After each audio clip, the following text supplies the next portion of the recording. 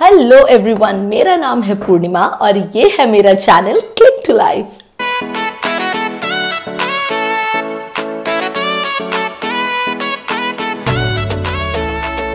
तो जब से मैंने ऑस्ट्रेलिया की सीरीज डालना स्टार्ट की है, मुझे काफ़ी लोगों ने पूछा कि यार आप वहाँ पे कैसे गए हो, क्या प्रोसेस किया आपने, और काफ़ी लोगों ने क्वेरीज की कि हम किस तरह से आ सकते हैं, क्या प्रोसेस है, क्या प्रोसीजर फॉलो करना है। तो आज हम इसी टॉपिक पे बात करेंगे और इस टॉपिक पे डिटेल में बात करने के लिए मैं अकेली नहीं हूँ, क्योंकि आज हमारे साथ इस वीडियो में रहेंगे अमर।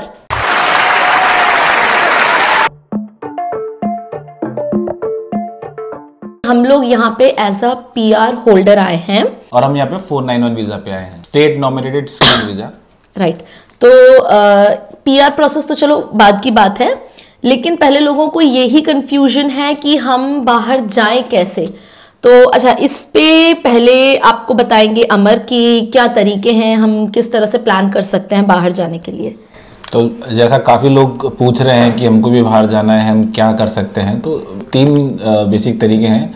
एक होता है आसान तरीका, स्टूडेंट वीज़ा। आप किसी कोर्स के लिए अप्लाई करें और आपको यूनिवर्सिटी अगर अप्रूवल देती है, आपको एक्सेप्ट करती है, वो होता है। एक होता है वर्क वीज़ा। वर्क वीज़ा में आप बेसिकली आपकी कंपनी के थ्रू आते हैं, यहाँ पे आपकी कंपनी आपको स्पॉन्सर करती है, तो वही आपका वीज़ा का टेक करती है। और एक तीसरा होता है PR, जिस पे हम लोग आए हैं। तो तीनों प्रोसेस अलग अलग हैं। हम लोग अभी PR के बारे में डिटेल में बात करेंगे। बेसिकली कितने तरह के वीज़ा होते हैं? 3 तरह के वीज़ा होते हैं जो हम लोग अप्लाई करते हैं। 189, 190, 491। 189 इज स्किल इंडिपेंडेंट वीज़ा, जो कि आपका ऑल ओवर ऑस्ट्रेलिया वैलिड होता है और वो अनलिमिटेड टाइम के लिए होता है। उसके अलावा 2 वीज़ा और होते हैं, 190 एंड 491। ये स्टेट नॉमिनेटेड वीज़ा होते हैं। 190 जो है वो स्टेट नॉमिनेटेड वीज़ा है, जिसमें आपको कोई एक पर्टिकुलर स्टेट नॉमिनेट करता है और आपके पास ऐसा कोई कंपल्शन नहीं होता उस स्टेट में रहने का, लेकिन एक मॉरल आपकी ऑब्लिगेशन होता है कि आप उस स्टेट में रहें। आप ना भी रहें तो कोई दिक्कत नहीं है, लेकिन वो भी अनलिमिटेड टाइम के लिए होता है। तीसरा होता है 491 वीज़ा, जो कि स्टेट स्पॉन्सर्ड रीजनल वीज़ा होता है और वो 5 ईयर्स के लिए वैलिड होता है। और उसमें आपको एक कंपल्शन होता है कि आप मिनिमम 3 ईयर्स जो है रीजनल एरिया में रहना ज़रूरी है। आप जब 3 साल रीजनल एरिया में रहते हैं तो उसके बाद फिर आपको अनलिमिटेड आपका जो वीज़ा होता है 191 PR बोलते हैं उसको, उसके बाद ही वो मिलता है। तो अब ये 3 तरह के जो वीज़ा हैं, इसमें पहले आपको डिसाइड करना है कि आपको किस तरह के वीज़ा में जाना है। 189 सबसे बेस्ट होता है, अगर आपको मिल जाए तो बहुत बढ़िया। 190 में आपको 5 पॉइंट्स एक्स्ट्रा मिलते हैं और वो भी काफ़ी अच्छा होता है। 491 में आपको 15 पॉइंट्स एक्स्ट्रा मिलते हैं, लेकिन उसमें कंपल्सन होता है कि आपको 3 साल मिनिमम रीजनल एरिया में रहना ज़रूरी है। डिपेंडिंग ऑन योर रिक्वायरमेंट, अगर आपको जो भी बेस्ट लगे आप उसके लिए अप्लाई कर सकते हैं। और ऑल्सो आपके पॉइंट्स कितने हो रहे हैं। अगर आपके पॉइंट्स कम है तो आप रीजनल वीज़ा के लिए जाएंगे तो आपको इजीली वीज़ा मिलेगा, क्योंकि उसमें 15 पॉइंट्स आपको एक्स्ट्रा मिल रहे हैं। तो जब आपने पहले डिसाइड कर लिया कि आपको 189, 190 या 491 कौन से वीज़ा जाना है, तो उसके हिसाब से फिर हम लोग आगे बढ़ेंगे अपना वीज़ा प्रोसेस अप्लाई करने के लिए। तो हम स्टार्ट करते हैं स्टेप नंबर 1 से। PR प्रोसेस के लिए जो सबसे पहले होता है वो होता है आपकी एलिजिबिलिटी चेक। अच्छा, एलिजिबिलिटी चेक आप कहाँ पे कर सकते हो? ये एक ऑस्ट्रेलियन वेबसाइट है, imi.homeaffairs.gov.au। यहाँ पे आप जाकर अपनी एलिजिबिलिटी चेक कर सकते हो। अच्छा, अब एलिजिबिलिटी कैसे चेक होती है वो डिपेंड करती है अलग अलग क्राइटेरियाज पे, जैसे कि हमारा एज हो गया, ऑक्यूपेशन हो गया, मैरिटल स्टेटस हो गया, इंग्लिश स्पीकिंग स्किल्स हो गए। तो ये सारे डिफरेंट एरियाज होते हैं जिनके अकॉर्डिंग आपकी एलिजिबिलिटी चेक होती है। तो सबसे पहले अगर हम एज की बात करें तो एज में जो मैक्सिमम एज है वो है 45। 45 के बाद आप PR के लिए अप्लाई नहीं कर सकते हो। और हर एज ग्रुप के लिए जो पॉइंट्स हैं PR के लिए वो डिवाइडेड हैं। जैसे कि अगर आप 18 और 24 एज के बीच में PR अप्लाई कर रहे हो तो आपको मिलेंगे 25 पॉइंट्स। अगर आप 25 से 32 की एज में अप्लाई कर रहे हो तो उसके आपको मिलते हैं 30 पॉइंट्स। अगर आप 33 टू 39 की एज के हो और उस बीच अगर आप अप्लाई कर रहे हो तो आपको मिलेंगे 25 पॉइंट्स। और अगर आप 40 to 44 ईयर्स के हो तो उसके आपको मिलेंगे 15 पॉइंट्स। यानी कि जैसे जैसे एज ज्यादा होती जाती है वैसे वैसे आपके पॉइंट्स भी कम होते जाते हैं। ठीक है, नेक्स्ट क्राइटेरिया है ऑक्यूपेशन। अब ऑक्यूपेशन में दो चीजें आती हैं, पहला है आपका वर्क एक्सपीरियंस और दूसरा है आपका क्वालिफिकेशन। वर्क एक्सपीरियंस डिपेंड करता है कि आपका वर्क एक्सपीरियंस है वो ओवरसीज का है या फिर ऑनशोर का है। ओवरसीज वो लोग हैं जो ऑस्ट्रेलिया के बाहर रह रहे हैं और ऑनशोर वो लोग हैं जो ऑलरेडी ऑस्ट्रेलिया में रह रहे हैं। जो ऑफशोर वाले लोग हैं यानी कि जो ओवरसीज के लोग हैं उनके पॉइंट्स ऑनशोर वाले लोगों से थोड़े से कम होते हैं। क्वालिफिकेशन की अगर हम बात करें तो जो इंडिया में जो भी आपने बैचलर्स और मास्टर्स किया है उन दोनों के पॉइंट सेम होते हैं। अगर आपने पीएचडी किया है ऑस्ट्रेलिया से तो आपको उसके एक्स्ट्रा पॉइंट्स मिलेंगे। फिर नेक्स्ट हमारा पॉइंट आता है मैरिटल स्टेटस। मैरिटल स्टेटस में भी दो पार्ट डिवाइडेड है। पहला है अगर आप सिंगल हो तो सिंगल वालों को 10 पॉइंट एक्स्ट्रा मिलते हैं। अगर आप मैरिड हो तो आपके जो पॉइंट्स हैं वो आप वेरी करेंगे आपके पार्टनर के अकॉर्डिंग। अगर आपका पार्टनर वहां पे इंडिया में वर्किंग है तो उसके पॉइंट अलग से होंगे। अगर उसको वर्क का कितना एक्सपीरियंस है, अगर उसको 2 साल 4 साल 5 साल, अगर जितना ज्यादा एक्सपीरियंस है उतने ज्यादा पॉइंट होते हैं। अगर आपके पार्टनर की इंग्लिश अच्छी है या कॉम्पिटेंट इंग्लिश है तो उस पर डिपेंड करता है। तो मैरिटल स्टेटस वालों के लिए ये जो पॉइंट्स रहते हैं, एलिजिबिलिटी चेक के जो पॉइंट्स रहते हैं वो वेरी करते हैं और वो डिपेंड करते हैं उनके पार्टनर्स पे। नेक्स्ट है इंग्लिश लैंग्वेज स्किल। तो इंग्लिश लैंग्वेज स्किल के लिए ऑस्ट्रेलिया में जो 2 सबसे ज्यादा प्रोमिनेंट एग्जाम्स हैं वो है आइल्स और पीटी। इसके अलावा भी कुछ एग्जाम्स होते हैं जैसे कि टॉफिल और ओटी, पर वो ज्यादा लोग देते नहीं है। तो सबसे ज्यादा रिलायबल जो है ये आइल्स है और पीटी है। अच्छा, आइल्स और पीटी के बारे में डिटेल अभी आपको बाद में अमर बताएंगे, ये इसमें क्या है, क्या कंडीशंस हैं और बाकी सारा डिटेल्स। नेक्स्ट हम बात करें तो एक्स्ट्रा पॉइंट्स जो मिलते हैं वो है उन लोगों को जिनकी स्टडी यहाँ ऑस्ट्रेलिया से हुई है, स्टडी एज एन बैचलर्स या मास्टर्स, उन लोगों को एक्स्ट्रा पॉइंट मिलते हैं पीआर के लिए। देन एक और एग्जाम होता है, जैसे हमारा ये आइल्स और पीटी है, इसी तरह का एक और एग्जाम होता है जो कि है नाटी, NAATI, national accreditation authority for translator and interpreter.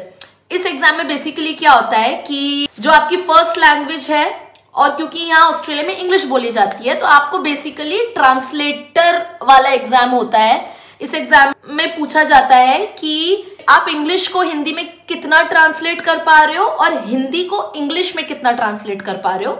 सुनने में इजी लगता है बट ये एग्जाम थोड़ा सा ट्रिकी है क्योंकि हम लोग डे टू डे लाइफ में इतना शुद्ध हिंदी नहीं बोलते हैं। जैसे कि कोर्ट में जो नॉर्मली जो चीजें होती हैं, केस है, जज है, लॉयर है, इनको हिंदी में क्या बोला जाता है, होते छोटे छोटे शब्द हैं। आपको इन शब्दों को इंग्लिश में ट्रांसलेट करना है और इंग्लिश के शब्दों को हिंदी में ट्रांसलेट करना है, तो थोड़ा सा ट्रिकी होता है। बट हाँ, इसका कोर्स होता है, आप पढ़ लो, एग्जाम दे दो। इस एग्जाम के हमारे आई रिमेम्बर हमें 50,000 रुपए लगे थे। ये एक एग्जाम होता है, अगर आप इस एग्जाम को क्लियर करते हो तो इसके आपको एक्स्ट्रा 5 पॉइंट्स मिलते हैं। फिर होता है पार्टनर स्किल। जैसे मैं आपको पहले भी बता चुकी हूँ कि मैरिटल स्टेटस में आपके जो पॉइंट्स हैं वो आपके पार्टनर पे भी डिपेंड करते हैं, तो पार्टनर स्किल के भी आपको एक्स्ट्रा पॉइंट मिलते हैं। अगर आपके पार्टनर की इंग्लिश अच्छी है, और वो कैसे चेक होगा कि आपके पार्टनर को भी सेम एग्जाम देना पड़ेगा जो आप दे रहे हो, यानी कि आइल्स और पीटी। मेरे केस में अमर ने पीटी दिया था, देन उसके बाद मैंने भी पीटी एग्जाम दिया था, तो उसके अमर को एक्स्ट्रा पॉइंट्स मिले थे। एक्स्ट्रा पॉइंट मिलते हैं क्वालिफिकेशन के, आपके पार्टनर के पास मास्टर्स है, बैचलर्स है, क्या है, उसके आपको एक्स्ट्रा पॉइंट मिलेंगे। देन अगर आपका पार्टनर वर्किंग है उसके आपको और एक्स्ट्रा पॉइंट्स मिलेंगे। अच्छा, ये था स्टेप नंबर 1। तो अभी तक हमने ये जाना कि हमको ये पॉइंट्स किन किन क्राइटेरिया पे मिलेंगे, लेकिन अब ये पॉइंट्स हमको क्लेम कैसे करने हैं वो अब मैं आपको बताता हूँ। सबसे पहले हमने बात करी थी इंग्लिश लैंग्वेज टेस्ट की, तो हम बोल रहे थे आइल्स। आइल्स जो होता है international English language testing system. ये एक बेसिक टेस्ट होता है जो कि डिजाइन होता है आपकी इंग्लिश वोकेबलरी और आपकी फ्लुएंसी को चेक करने के लिए। इसमें 4 सब्जेक्ट्स होते हैं, रीडिंग, राइटिंग, लिसनिंग और स्पीकिंग। चारों के अलग अलग टेस्ट होते हैं और चारों में आपको अच्छे नंबर स्कोर करने होते हैं और वो नंबर्स के स्कोरिंग पे ही आपको पॉइंट्स मिलते हैं। तो सबसे पहले अगर हमको आइल्स टेस्ट देना है तो हमको पहले सबसे पहले आइल्स हमको बुक करना पड़ेगा ऑनलाइन। तो ये आइल्स का जो टेस्ट जो कंडक्ट करता है ऑल ओवर वर्ल्ड, वो ब्रिटिश काउंसिल करता है और इसके लिए आपको ऑनलाइन जाके इनके अलग अलग सेंटर्स होते हैं, वहाँ पे आपको डेट सेलेक्ट करनी होती है और आपको टेस्ट लेना होता है। तो हम पीआर के लिए कौन सा टेस्ट करेंगे, इसमें दो तरह के टेस्ट होते हैं, एक एकेडमिक और एक जनरल। एकेडमिक जनरली स्टूडेंट्स के लिए होता है, जो स्टूडेंट्स लोग बाहर जाने की कोशिश करते हैं, और हम लोग जो पीआर के लिए ट्राई कर रहे हैं वो हम लोग जनरल आइल्स टेस्ट दें और उसका अलग अलग क्राइटेरिया होता है। जैसे आइल्स में 0 to 9 बैंड होता है, 9 इज द परफेक्ट इंग्लिश होती है और 0 मतलब मिनिमम होता है। तो आप हर एक रीडिंग, राइटिंग, लिसनिंग और स्पीकिंग चारों में अलग अलग बैंड आप स्कोर करते हैं। रीडिंग में जनरली जो होता है आपको, जैसे हम लोग स्कूल में इंग्लिश टेस्ट हमारा एग्जाम होता था तो रीडिंग कॉम्प्रहेंशन जो होता है, एक अननोन पैसेज आता है उसको पढ़ना है और उसको पढ़ के उसके ऊपर कुछ क्वेश्चन होंगे उनका जवाब देना है, वो सिंपल होता है। राइटिंग जो होता है, राइटिंग में दो चीजें आती हैं जनरली, एसे और लेटर। तो उसमें आपके पास या तो 2 लेटर या 2 एसे या 1 लेटर 1 एसे, ऐसे कुछ भी आ सकता है। उसमें आपको लिखना होता है एसे उसके ऊपर जो भी आपको टॉपिक मिला है, या लेटर लिखना होता है, उस पर आपको एसेस करते हैं वो लोग। लिसनिंग में जो है आपको एक ऑडियो क्लिप सुनाते हैं, कुछ कॉन्वर्सेशन होगा किसी के बीच में या फिर कुछ डिटेल्ड एक्सप्लेनेशन होगा किसी चीज के बारे में, तो वो आपको सुन के और उसके ऊपर फिर कुछ क्वेश्चंस आते हैं, वो क्वेश्चंस के आपको आंसर देने होते हैं। और स्पीकिंग जो होता है वो आइल्स में स्पीकिंग टेस्ट अलग दिन होता है। स्पीकिंग में आप जनरली जैसे हम लोग बात कर रहे हैं वैसे इंग्लिश टीचर टेस्ट लेने के लिए आता है आपका, वो आपके साथ बैठेगा और आपसे कुछ देर बात करेगा, कोई आपको टॉपिक देगा, उस टॉपिक पे आपको उनसे इंग्लिश में बात करनी है और उस पर फिर वो एक और एड ऑन कॉन्वर्सेशन आपके साथ करता जाएगा, just to check your fluency और आपकी वोकैबुलरी और आपकी ग्रामर, वो सब कुछ चेक करते हैं। वो 15 से 20 मिनट चलता है टेस्ट। अब हम देखेंगे कि आइल्स जो है ये भी 2 प्रकार के होते हैं, एक कंप्यूटर बेस्ड होता है और एक पेपर बेस्ड होता है। पेपर बेस्ड में pen and paper based simple होता है, आपको सेंटर पर जाना है, वहाँ पे आपको सारे पेपर जो है आपको एक हार्ड कॉपी दी जाएगी रीडिंग के लिए और राइटिंग के लिए, और इवन लिसनिंग के लिए आपको हेडफोन दिए जाते हैं, आप वो सुन के आप क्वेश्चन के आंसर लिख सकते हैं। और स्पीकिंग डिफरेंट डे होता है। कंप्यूटर बेस्ड में आपको कंप्यूटर स्क्रीन पर टाइप करना होता है और रीडिंग में आपको सामने पैसेज रहेगा और साइड में उसके क्वेश्चंस रहते हैं, तो आपको टाइमली वो पढ़ के उसके क्वेश्चंस के आंसर देने हैं। लिसनिंग भी वैसे होता है। स्पीकिंग टेस्ट होता है कंप्यूटर बेस्ड में, वो वीडियो कॉल के थ्रू होता है, उसमें आपको सेंटर पे जाके जस्ट वो वीडियो कॉल है उसमें। अब हमने देखा कि रीडिंग, राइटिंग, लिसनिंग और स्पीकिंग चारों में हमको कितने कितने पॉइंट्स मिलेंगे कि हम कितने पॉइंट्स हम स्कोर कर पाए। तो बेसिक जो 3 लेवल पे इंग्लिश आपकी चेक की जाती है, competent, proficient and superior. Competent जो है बेसिक इंग्लिश होती है, उसमें आपके 6+ पॉइंट्स आने चाहिए चारों में, reading, writing, listening and speaking. इन चारों में अगर आपके 6+ पॉइंट्स आए हैं तो आपकी इंग्लिश को कॉम्पिटेंट माना जाएगा, लेकिन वो आपको एलिजिबल करती है पीआर प्रोसेस के लिए, उसका कोई पॉइंट्स नहीं है आपके पास। अगर आपको पॉइंट्स लेने हैं इंग्लिश लैंग्वेज में तो आपको मिनिमम प्रोफिशिएंट तो होना ही पड़ेगा। प्रोफिशिएंट के लिए आपको 7+ पॉइंट्स चाहिए रीडिंग, राइटिंग, लिसनिंग, स्पीकिंग में। अगर आपके चारों में 7+ हैं और चारों में होने चाहिए वो, अगर आपके एक में भी अगर 7 से कम हो गया तो आपको पॉइंट्स नहीं मिलेंगे। अगर आपके सपोज 3 में 7+ है, एक में 8+ है, तो भी आपको 7+ का ही मिलेगा। वो चारों को बराबर लेवल पे रखना होता है। सुपीरियर इंग्लिश है वो 8+ के लिए होती है। अगर आपके चारों में 8+ पॉइंट्स हैं तो आपको सुपीरियर इंग्लिश के 20 पॉइंट्स मिलेंगे। तो इंग्लिश टेस्ट के पॉइंट्स जो होते हैं वो 10 और 20, प्रोफिशिएंट एंड सुपीरियर। कॉम्पिटेंट आपको सिर्फ एलिजिबल करता है, लेकिन उसको कोई पॉइंट्स नहीं मिलेंगे आपको। अच्छा, एक और बात, ये जो मैं अभी क्राइटेरिया बता रहा हूँ competent, proficient and superior English का, ये प्राइमरी एप्लीकेंट यानी कि आप जो मेन एप्लीकेंट जो अप्लाई कर रहा है पीआर के लिए उस पर लागू होता है। और जैसा कि थोड़ी देर पहले पूर्णिमा ने बताया था कि आपके पार्टनर, अगर आप मैरिड हैं तो आपके पार्टनर की इंग्लिश के आपको पॉइंट्स मिलते हैं। तो उस केस में अगर आपकी पार्टनर की इंग्लिश सिर्फ कॉम्पिटेंट भी है तो आपको 5 पॉइंट्स मिलते हैं। आपके पार्टनर को जो है प्रोफिशिएंट और सुपीरियर होने की जरूरत नहीं है, उनको सिर्फ कॉम्पिटेंट होना है तो आपको 5 पॉइंट्स मिल जाएंगे। लेकिन अगर आप सिर्फ कॉम्पिटेंट हो तो आपको कुछ नहीं मिलेगा, आपको प्रोफिशिएंट और सुपीरियर होना पड़ेगा पॉइंट्स गेन करने के लिए। तो हमने अभी ये आइल्स एक्सप्लेन किया। अब चलते हैं पीटी की तरफ। पीटी जो है वो है पीएसएल टेस्ट फॉर इंग्लिश। और अगर मेरे से पर्सनली पूछा जाए तो लोग काफी पूछते हैं कि पीटी इजी है या आइल्स इजी है। मेरे को तो पीटी इजी लगा क्योंकि मैंने दोनों दिए हैं। आइल्स तो एटलीस्ट मैंने 2-3 बार दिया है और पीटी मैंने एक ही बार दिया है, कोई जरूरत नहीं पड़ी दोबारा देने की। तो पीटी जो टेस्ट होता है उसमें भी आपके सेम 4 चीजें चेक करते हैं, रीडिंग, राइटिंग, लिसनिंग, स्पीकिंग। उसकी मार्किंग थोड़ी डिफरेंट होती है। उसकी मार्किंग जो होती है वो होती है आपकी, अगर आपके 50+ है तो यू आर कॉम्पिटेंट। 50+ मतलब उसमें 0 to 90 होते हैं। जैसे इसमें आइल्स में 0 to 9 है, उसमें 0 to 90 होता है। 90 इज द मैक्सिमम पॉइंट्स और 0 आपका मिनिमम। तो जैसे उसमें आइल्स में आपको कॉम्पिटेंट होने के लिए 6+ पॉइंट्स लाने पड़ते हैं चारों में, इसमें आपको 50+ लाने पड़ते हैं। अगर आपके रीडिंग, राइटिंग, लिसनिंग और स्पीकिंग चारों में 50+ हैं तो आप कॉम्पिटेंट हैं। लेकिन इसमें भी आपको कोई पॉइंट्स नहीं मिल रहे हैं। अभी आपको पॉइंट्स लेने के लिए प्रोफिशिएंट जो आइल्स में 7+ था वो यहाँ पे 65+ है। अगर आपके चारों में 65+ पॉइंट्स आ रहे हैं तो आप प्रोफिशिएंट आपकी इंग्लिश असेस करेंगे और आपको 10 पॉइंट्स देंगे उसके लिए। और उसके बाद अगर आपकी इंग्लिश और अच्छी, आपके 79+ आते हैं, 79+ में आपको ये सुपीरियर डिक्लेयर करेंगे और सुपीरियर में आपको जो है मैक्सिमम पॉइंट्स है 20 पॉइंट्स, वो आपको मिलेंगे। पीटी में जो आपका चारों सेक्शन होते हैं, रीडिंग, राइटिंग, लिसनिंग और स्पीकिंग, थोड़ा सा डिफरेंट होता है आइल्स से। स्पीकिंग वाला जो टेस्ट होता है उसमें आपको किसी से बात नहीं करनी होती है। उसमें आपको स्क्रीन पे या तो पैराग्राफ देते हैं या कोई पिक्चर देते हैं जो आपको एक्सप्लेन करनी है, उसके बारे में बताना है, या कोई बारग्राफ है वो आपको एक्सप्लेन करना है। तो वो चीज़ आपको बोलनी होती है, उसमें आपको जस्ट अपने सेंटेंस में उसको डिस्क्राइब करना है। डिस्क्राइब अ इमेज या डिस्क्राइब अ बारग्राफ, इस तरह से आता है। रीडिंग में जो भी आपको दिखा रहा है, पैसेज दिखा रहा है, वो आपको रीड करना होता है।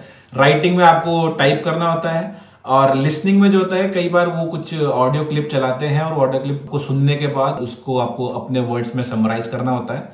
इस तरह से पीटी टेस्ट होता है। ये तो हो गए आपके इंग्लिश लैंग्वेज टेस्ट के पॉइंट्स। अब हम चलेंगे आपके क्वालिफिकेशंस और आपके एक्सपीरियंस, उसके पॉइंट्स कैसे मिलते हैं। जो आपकी डिग्री अगर बैचलर्स और मास्टर्स है तो उसके आपको 10 पॉइंट मिलते हैं। अगर आप पीएचडी डॉक्टरेट है तो 20 पॉइंट मिलते हैं और उससे कम के आपको कोई पॉइंट्स नहीं मिलते। ये आपकी जो क्वालिफिकेशन है वो आप ऐसे डिक्लेयर नहीं कर सकते, आपको उनको असेस कराना पड़ता है। जैसे मैं इंजीनियर हूँ तो इंजीनियर्स ऑस्ट्रेलिया ऑर्गेनाइजेशन है जो आपकी डिग्री को असेस करती है। तो आपको अपने डॉक्यूमेंट्स उनको सेंड करने पड़ते हैं। वो लोग देखते हैं कि आपका जो डिग्री है वो ऑस्ट्रेलियन स्टैंडर्ड के हिसाब से बैचलर्स है कि नहीं या मास्टर्स है कि नहीं।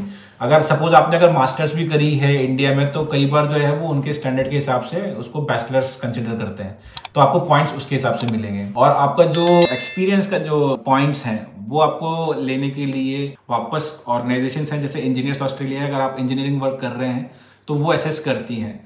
तो उसका भी एक अलग प्रोसेस है। उसके लिए एक आपको रिपोर्ट जनरेट करनी होती है, उसको बोलते हैं CDR, that's called competency demonstration report. आपने जो काम किया है, जैसे अगर आपका वर्क एक्सपीरियंस 8 साल से ज्यादा का है तो 15 पॉइंट, 5 साल से ज्यादा का है तो 10 पॉइंट, 3 साल से ज्यादा है तो 5 पॉइंट और 3 साल से कम है तो 0 पॉइंट। ये हम बात कर रहे हैं ओवरसीज एक्सपीरियंस, मतलब आउटसाइड ऑस्ट्रेलिया जो एक्सपीरियंस है।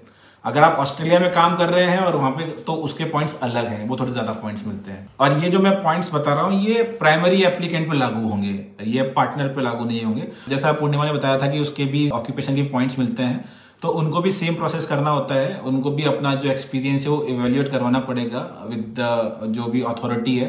अगर इंजीनियर है तो इंजीनियर्स ऑस्ट्रेलिया, या फिर अगर कोई IT और इनके हैं तो उसमें वेटासिस करके एक ऑर्गेनाइजेशन जो करते हैं इसको असेस करते हैं। आपके जो पार्टनर है उसके आपको 5 पॉइंट्स एक्स्ट्रा और मिलेंगे।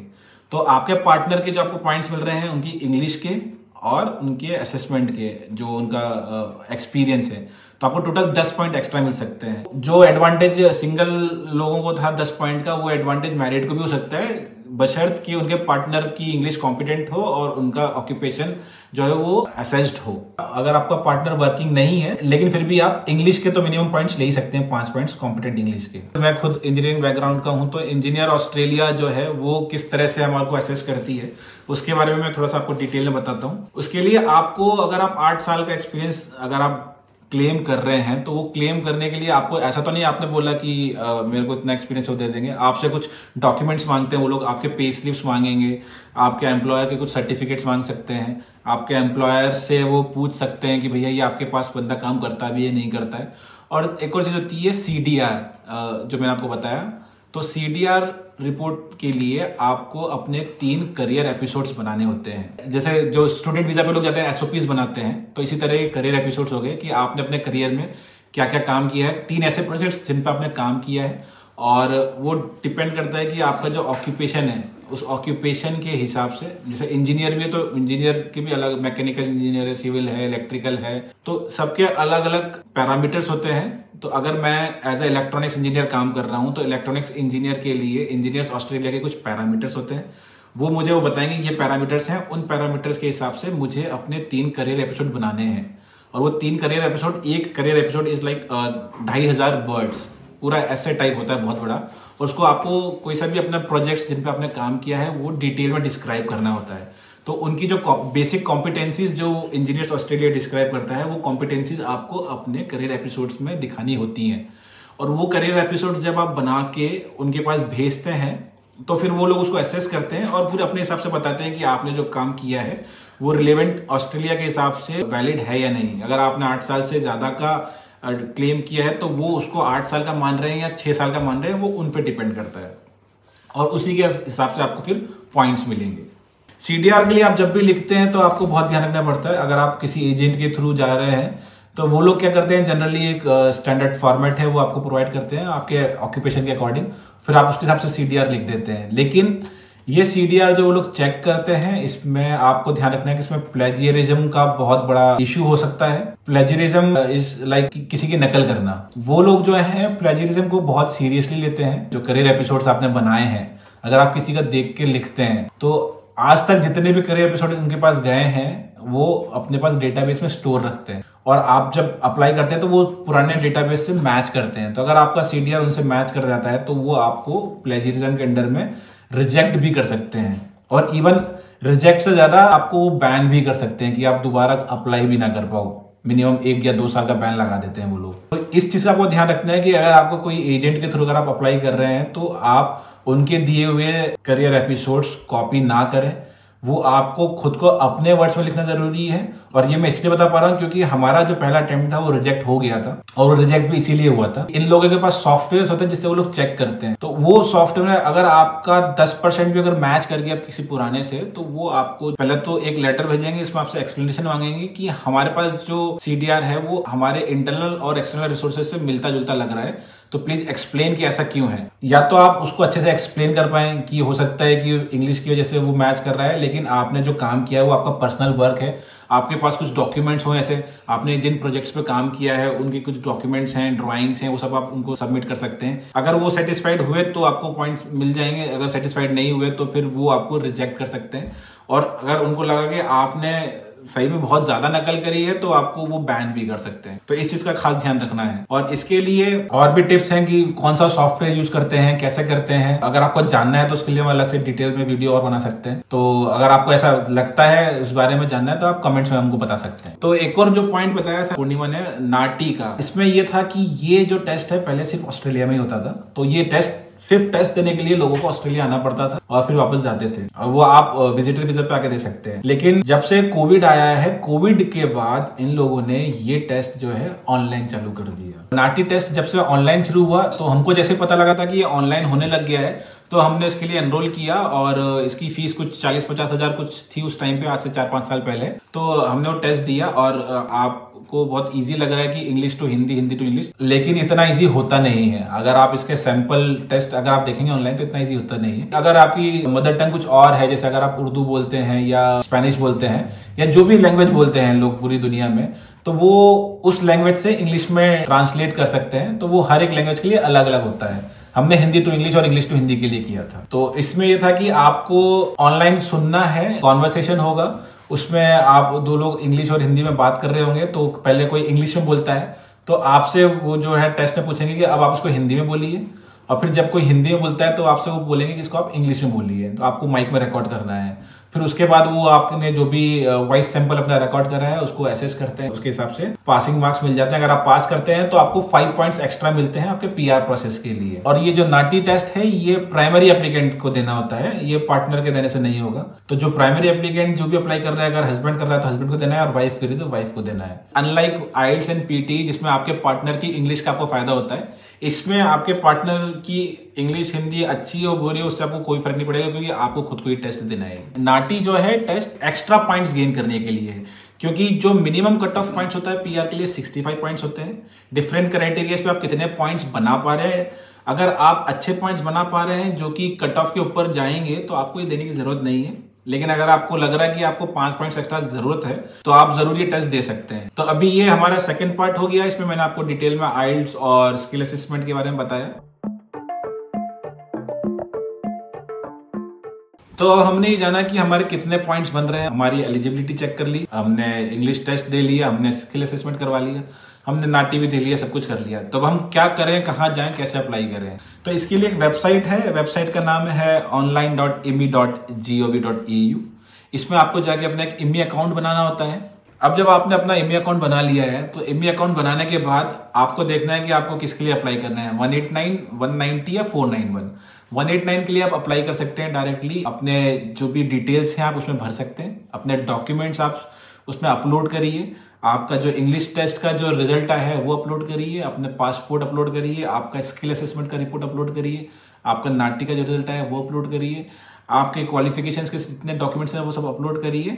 और सारे डॉक्यूमेंट्स अपलोड करने के बाद आपका जो टोटल पॉइंट्स जो निकल के आएंगे, जो मिनिमम 65 से ही होते हैं, आपको 75, 80 जो भी पॉइंट्स हैं वो आपका पूल में जाके आपका एप्लीकेशन बैठ जाता है। मतलब एक तरह से आपने अप्लाई कर दिया है, वो पूल में आपने लॉन्च हो गया।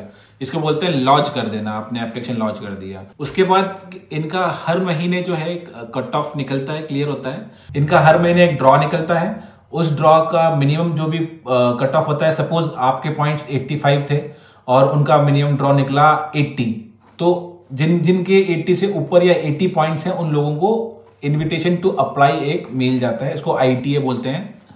और फिर वो लोग इनवाइटेड होते हैं अप्लाई करने के लिए कि आप अब अपना वीजा की एप्लीकेशन चालू कर सकते हैं। अभी आप क्वालिफाई हो गए हैं वीजा के लिए अप्लाई करने के लिए। लेकिन वहीं अगर आप 190 या 491 के लिए अप्लाई करना चाहते हैं तो उसके लिए आपको थोड़ा वेट करना पड़ता है, क्योंकि ये स्टेट स्पॉन्सर्ड वीजा होते हैं। तो स्टेट स्पॉन्सर्ड वीजा के लिए जब तक आपको कोई स्टेट नॉमिनेट नहीं करेगा तब तक आप अप्लाई नहीं कर सकते। तो अब स्टेट नॉमिनेट कैसे करेगा, उसके लिए स्टेट्स जो हैं वो डिक्लेयर करते हैं कि we are accepting applications for state sponsored visas.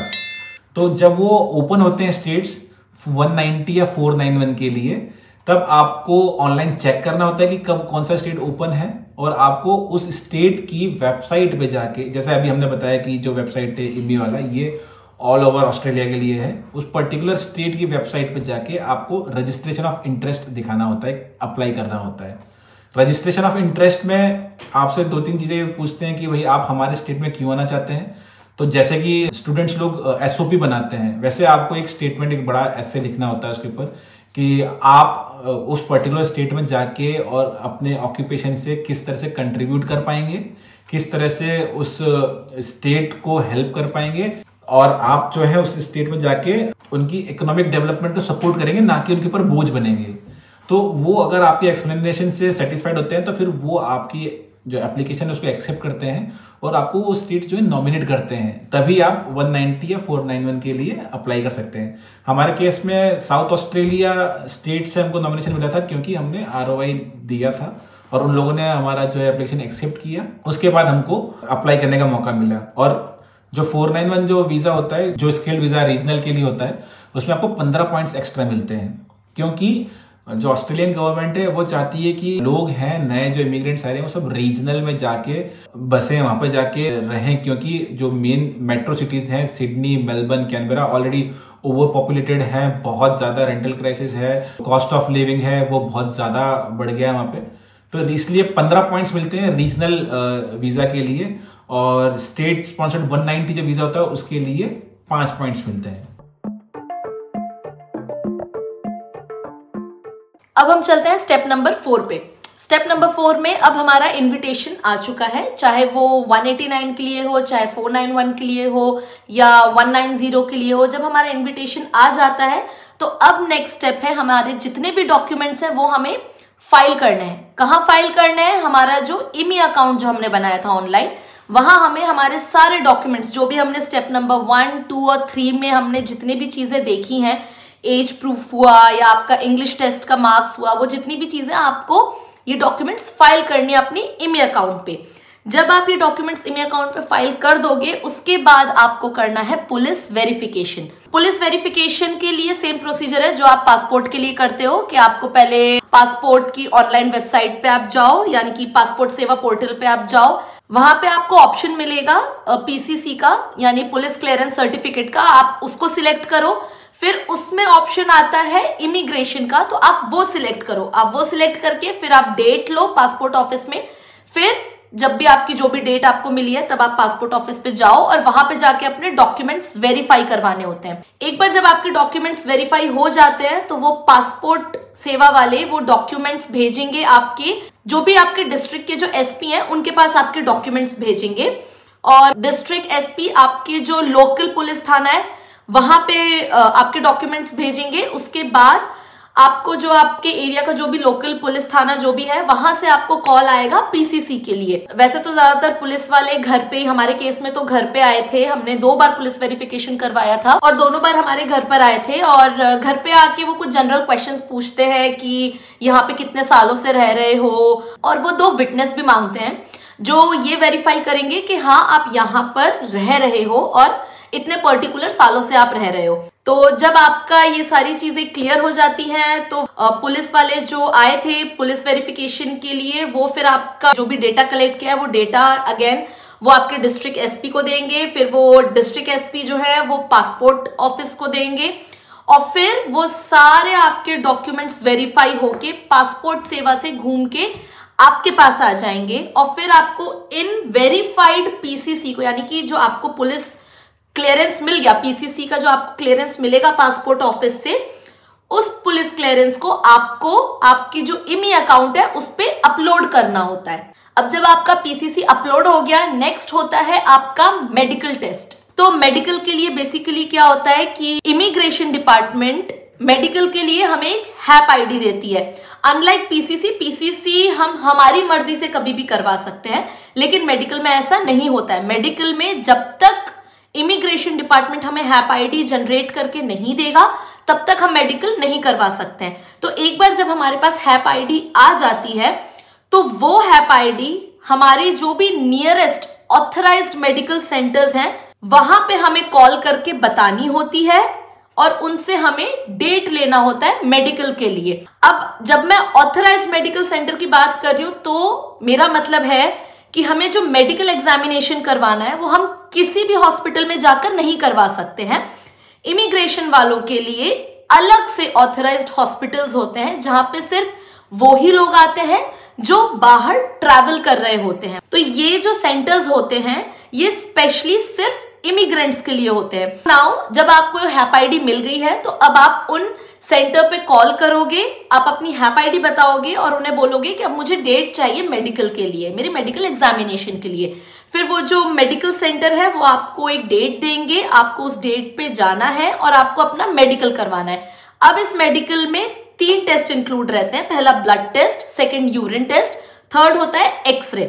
अब ये 3 टेस्ट आपके होते हैं ये चेक करने के लिए कि कहीं आप ऐसी कोई डिजीज तो उनकी कंट्री में लेकर नहीं आ रहे हो जो कि कम्युनिकेबल है, जैसे कि TB, AIDS and specially TB. वो टीबी को लेके बहुत सीरियस होते हैं, स्पेशली यहाँ ऑस्ट्रेलिया में। अगर आपकी मेडिकल हिस्ट्री में आपको टीबी हुआ है या आपकी फैमिली में किसी को है तो उसमें आपके मेडिकल क्लियरेंस में थोड़ी सी दिक्कत आ सकती है। बट अगर ऐसा कुछ नहीं है तो आपके टेस्ट के बाद ये जो मेडिकल सेंटर्स होते हैं ये रिपोर्ट डायरेक्टली इमिग्रेशन डिपार्टमेंट को भेजते हैं और फिर वहां से इमिग्रेशन डिपार्टमेंट आपको क्लियरेंस देता है। वो आपके इमी अकाउंट में डायरेक्टली इमिग्रेशन डिपार्टमेंट अपलोड कर देता है, जो कि आपको दिख जाता है। रिपोर्ट में आपको ये नहीं दिखेगा कि आपका शुगर लेवल क्या है या ब्लड में क्या आया या यूरिन में क्या, ये सब नहीं। आपको सिर्फ ये दिखेगा कि आपका मेडिकल टेस्ट जो है वो क्लियर हो चुका है and you are good to go for the next step. और फिर फाइनल स्टेप जो होता है वो होता है वेटिंग का, क्योंकि इसके बाद सीधे आता है आपका वीजा, यानी कि आपको मिलता है ग्रांट। और ये सबसे मुश्किल स्टेप होता है क्योंकि इतना सब करने के बाद I know it's very hard to wait और सबको ऐसा लगता है कि बस अब जल्दी से वीजा आ जाए। और अगर आप सोच रहे हो कि आपको अप्लाई करना है, वी होप कि ये वीडियो आपको हेल्प करेगा।